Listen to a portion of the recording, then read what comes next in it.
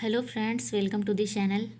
हम यहाँ पर हिस्ट्री के पार्ट से जितने भी इम्पोर्टेंट क्वेश्चन हो सकते हैं उन सभी को रखे हैं और आप यहाँ पर जो है एक रिवीजन टेस्ट की तरह दीजिएगा ताकि आपका जो भी प्रश्न हिस्ट्री से बन रहा हो वो सारा का सारा प्रश्न आपसे सही हो जाए। और उसके साथ ही यहाँ पर इतिहास, भूगोल, विज्ञान और जीके एंड जीएस के प्रश्नों को भी लाया जाएगा। तो अगर आपने हिस्ट्री पार्ट का यानी कि अगर आपने हिस्ट्री चैप्टर को पूरा कर लिया है तो आप यहाँ पर अपने आप को चेक करने के लिए इस टेस्ट को दे सकते हैं। यहाँ पर हम सभी प्रश्नों के उत्तर भी बताते चलेंगे और इसके साथ ही जब भी आप वीडियो देखिएगा तो आपको जो भी प्रश्न सही लगे या फिर कोई कन्फ्यूजन हो तो हमें कमेंट करके आप ज़रूर बताइएगा।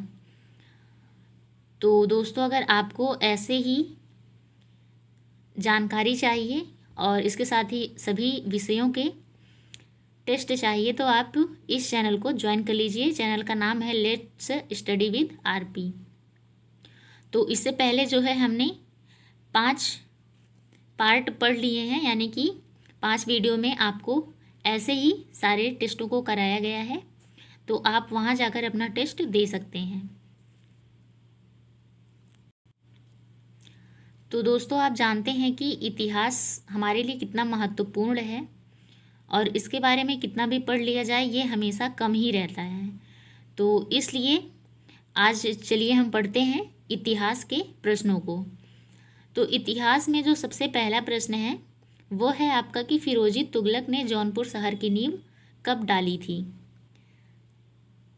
सॉरी फ्रेंड्स, थोड़ा सा मिस्टेक हुआ इसमें होना चाहिए स्मृति यानी कि याद में। फिरोज तुगलक ने किसकी याद में जौनपुर शहर की नींव डाली थी। तो ऑप्शन दिए गए हैं आपके अलाउद्दीन, इल्तुतमिश, बलबन और मोहम्मद तुगलक। तो जो फिरोज तुगलक ने जौनपुर शहर की नींव डाली थी वो मोहम्मद तुगलक, यानी कि यहाँ पर जो घ वाला ऑप्शन है यानी कि मोहम्मद तुगलक, ये सही है। ठीक, तो यहाँ पर ये ऑप्शन आपका बिल्कुल सही हो जाएगा। अगला प्रश्न है कश्मीर में हिंदू शासन का अंत करके नए मुस्लिम राज्य की स्थापना सबसे पहले किस शासक ने की। ऑप्शन आपके दिए गए हैं शाह मिर्ज़ा, सिकंदर, मोहम्मद शाह या फिर हुसैन शाह। आपको बताना है कि इसमें सही ऑप्शन आपका कौन सा है।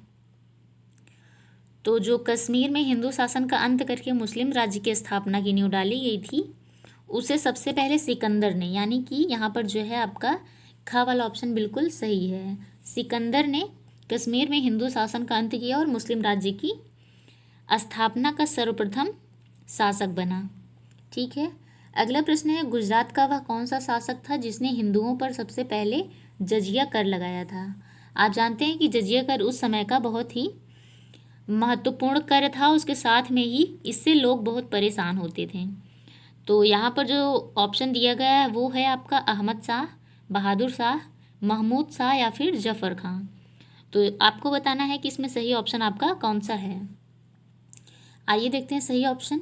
यहाँ का जो सही ऑप्शन है वो है आपका अहमद शाह, यानी कि क वाला जो ऑप्शन है वो आपका बिल्कुल सही है।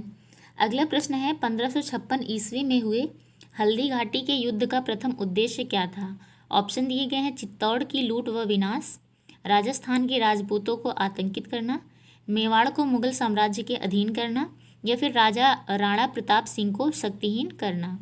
आपको इसमें बताना है कि 1556 ईस्वी में हुए हल्दी घाटी के युद्ध का पहला उद्देश्य क्या था।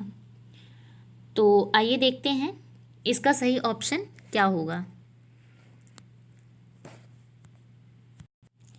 तो दोस्तों, यहाँ पर जो सही ऑप्शन है वो है आपका कि मेवाड़ को मुगल साम्राज्य के अधीन करना इनका मुख्य उद्देश्य था, यानी कि आपका कौन सा ऑप्शन यहाँ पर सही है वो है ग। ठीक है, आते हैं अगले प्रश्न की तरफ। अगला प्रश्न दिया है मारवाड़ का वह कौन सा वीर था जिसने आजीवन औरंगजेब से संघर्ष तो किया लेकिन कभी भी आत्मसमर्पण नहीं किया। ऑप्शन आपके दिए गए हैं पृथ्वी सिंह, अजीत सिंह, जय सिंह या फिर दुर्गा दास। आपको बताना है इसमें सही ऑप्शन आपका कौन सा है। तो यहाँ पर फ्रेंड्स जो आपका डी ऑप्शन यानी कि घ जो ऑप्शन है दुर्गा दास, ये आपका बिल्कुल सही ऑप्शन है।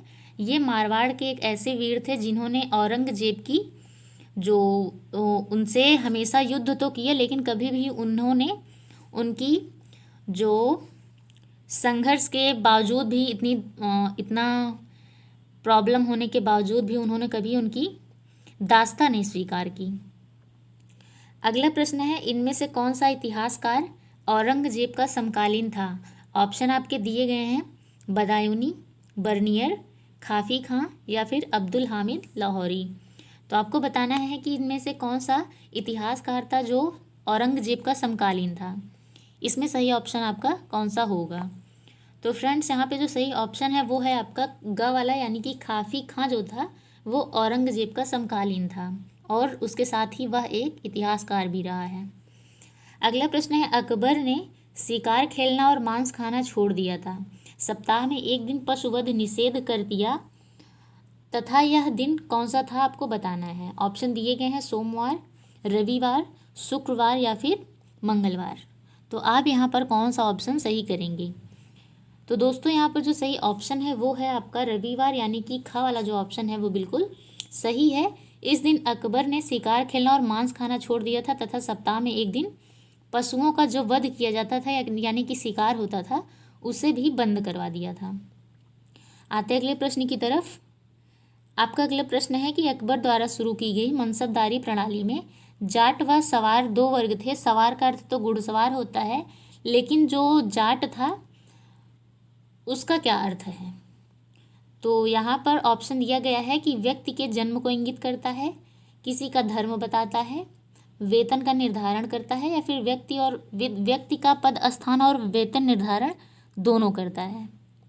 तो यहाँ पर जो सही ऑप्शन है वो है आपका डी, यानी कि घ वाला जो है आपका बिल्कुल सही हो जाएगा। व्यक्ति का पद स्थान और वेतन निर्धारण दोनों ही जात से संबंध रखते थे। अगला प्रश्न है, इनमें से कौन सा परिणाम औरंगजेब की दक्षिण नीति का नहीं हुआ? ऑप्शन दिए गए हैं, मुगल सैनिकों में असंतोष, मराठा शक्ति का पूर्ण विनाश, दक्षिण के राज्यों का अंत या फिर उत्तरी भारत में कुशासन का प्रकोप। आपको ऑप्शन बताना है कि इसमें कौन सा आपका सही है। तो यहाँ पर जो सही ऑप्शन है वो है आपका मराठा शक्ति का पूर्ण विनाश, यानी कि ख वाला ऑप्शन आपका बिल्कुल सही है। अगला प्रश्न दिया है, पानीपत के तृतीय युद्ध के समय पेशवा कौन था? यानी कि जब पानीपत का तृतीय युद्ध हो रहा था तो उस समय पेशवा कौन था? ऑप्शन दिए गए हैं, माधव राय, बालाजी विश्वनाथ, बाजीराव प्रथम या फिर बालाजी बाजीराव। आपको ऑप्शन बताना है इसमें कौन सा सही है। तो उस समय जो युद्ध हो रहा था उस समय का पेशवा था बालाजी बाजीराव, यानी कि यहाँ पर जो है आपका घ वाला ऑप्शन बिल्कुल सही है। आते हैं अगले प्रश्न की तरफ। अगला प्रश्न है, पानीपत के तृतीय युद्ध का वास्तविक सेनापति कौन था? ऑप्शन दिया गया है, बालाजी बाजीराव, विश्वनाथ राव, सदाशिवराव भाऊ या फिर महादजी सिंधिया। तो आपको बताना है सही ऑप्शन इसमें से क्या है। तो अगर हम सही ऑप्शन देखें तो इसका यहाँ पर ग है, यानी कि सदाशिवराव भाऊ पानीपत के तृतीय युद्ध के वास्तविक सेनापति थे। अगला प्रश्न है, मराठों द्वारा गोरिल्ला रणनीति अपनाने का सर्वाधिक महत्वपूर्ण कारण क्या रहा? ऑप्शन दिया गया है, शिवाजी का प्रशिक्षण, महाराष्ट्र की भौगोलिक स्थिति, मराठा संतों की शिक्षा या फिर मलिक अंबर का प्रशिक्षण। तो आपको बताना है कि इसमें सही ऑप्शन आपका क्या है। तो यहाँ पर जो आपका सही ऑप्शन है वो है कि महाराष्ट्र की भौगोलिक स्थिति ने गोरिल्ला रणनीति को अपनाने के लिए मराठों पर सर्वाधिक बल दिया था, यानी कि यहाँ पर आपका कौन सा ऑप्शन सही है? ख। अगला प्रश्न है, मराठा राज्य से संबंधित चौथ कर क्या था? ऑप्शन दिए गए हैं, शिवाजी द्वारा हिंदुओं पर लगाया गया एक कर, शिवाजी द्वारा कृषकों से लिया गया कर, शिवाजी के समय का आयात कर या फिर शिवाजी द्वारा पड़ोसी राज्यों से वसूला जाने वाला उनकी आय का 1/4 भाग। तो यहाँ पर जो सही ऑप्शन है वो है आपका घ, यानी कि ये वाला ऑप्शन आपका बिल्कुल सही है। अगला प्रश्न है, हिंदू पद पातशाही का आदर्श किस पेशवा ने रखा?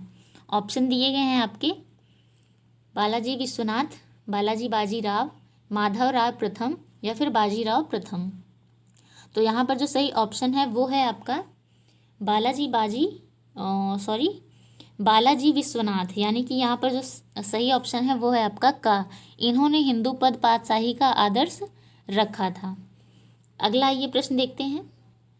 अगला प्रश्न है, तृतीय अंग्रेज मराठा युद्ध किस गवर्नर जनरल के समय में हुआ? ऑप्शन दिए गए हैं Lord Hastings, Lord Wellesley, Lord Minto या फिर लॉर्ड रिपन। तो यहाँ पर जो सही ऑप्शन है वो है आपका का, यानी कि लॉर्ड हेस्टिंगस यहाँ पर जो है बिल्कुल सही ऑप्शन है। तृतीय अंग्रेज मराठा युद्ध इन्हीं के समय में हुआ था। अगला प्रश्न है, किस पेशवा की मृत्यु के बाद पेशवा का पद वंशानुगत हो गया? ऑप्शन दिए गए हैं बाजीराव प्रथम, नारायण राव, बालाजी विश्वनाथ या फिर बाजीराव। तो यहाँ पर जो बालाजी विश्वनाथ है ये आपका बिल्कुल सही ऑप्शन है। इन्हीं की मृत्यु के बाद से जो पेशवा का पद था वो वंशानुगत हो गया था। अगला प्रश्न है, 1818 ईस्वी में अंग्रेजों द्वारा पेशवा का पद समाप्त कर देने के बाद पेशवा बाजीराव द्वितीय को अपने अंतिम दिन को कहाँ बिताने की अनुमति मिली? ऑप्शन दिया गया है नागपुर, कोकण, सतारा या फिर बिठूर। तो आपको बताना है यहाँ पर सही ऑप्शन क्या है। तो यहाँ पर जो सही ऑप्शन है वो है आपका बिठूर, यानी कि घ वाला जो है आपका ऑप्शन बिल्कुल सही है। अगला प्रश्न दिया गया है, शिवाजी के जीवन का अंतिम महत्वपूर्ण अभियान इनमें से कौन सा था? ऑप्शन दिए गए हैं दक्षिणी कोकण अभियान, सूरत अभियान, कर्नाटक अभियान या फिर देवगिरी अभियान। तो यहाँ पर जो सही ऑप्शन है वो है आपका सूरत अभियान, यानी कि खा वाला ऑप्शन जो है आपका बिल्कुल सही है। आते हैं अगले प्रश्न की तरफ। अगला प्रश्न है, इनमें से कौन सी शर्त पुरंदर की संधि में नहीं थी? ऑप्शन दिए गए हैं आगरा दरबार में उपस्थित होने का वचन दिया था, संभाजी मुगल मनसबदार बन गया था, बीजापुर से युद्ध करने का वचन दिया था या फिर शिवाजी ने 23 दुर्ग मुगलों को दे दिए थे। तो यहाँ पर जो सही ऑप्शन है वो है पुरंदर की संधि का जो शर्त नहीं था वो है कि आगरा दरबार में हम उपस्थित होंगे। ठीक है, यहाँ पर का ऑप्शन जो है आपका बिल्कुल सही है। अगला प्रश्न है, एक शक्ति के रूप में मराठों का उदय किन राज्यों में हुआ? ऑप्शन दिए गए हैं गोलकुंडा, अहमदनगर, बीजापुर या फिर ख और ग दोनों। तो यहाँ पर जो सही ऑप्शन है वो है आपका घ, यानी कि एक शक्ति के रूप में मराठों का उदय अहमदनगर और बीजापुर के दोनों जगह में हुआ था। अगला प्रश्न है, वह कौन सा अल्पवयस्क शासक था जिसकी संरक्षिका के रूप में ताराबाई ने मराठों का नेतृत्व किया?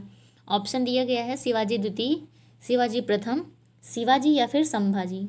तो यहाँ पर जो सही ऑप्शन है वो है आपका शिवाजी द्वितीय। तो इसके साथ ही यहाँ पर जो हमारे सारे प्रश्न हैं वो पूरे हुए, और हिस्ट्री के ऐसे ही प्रश्न आपको और भी आगे मिलते रहेंगे। तो आप इन प्रश्नों को करिएगा और बताइएगा कि ये प्रश्न आपको कैसे लगे। तो फ्रेंड्स, आज के लिए बस इतना ही, और लास्ट में thanks for watching this video, और आप सबको all the best and once again thank you.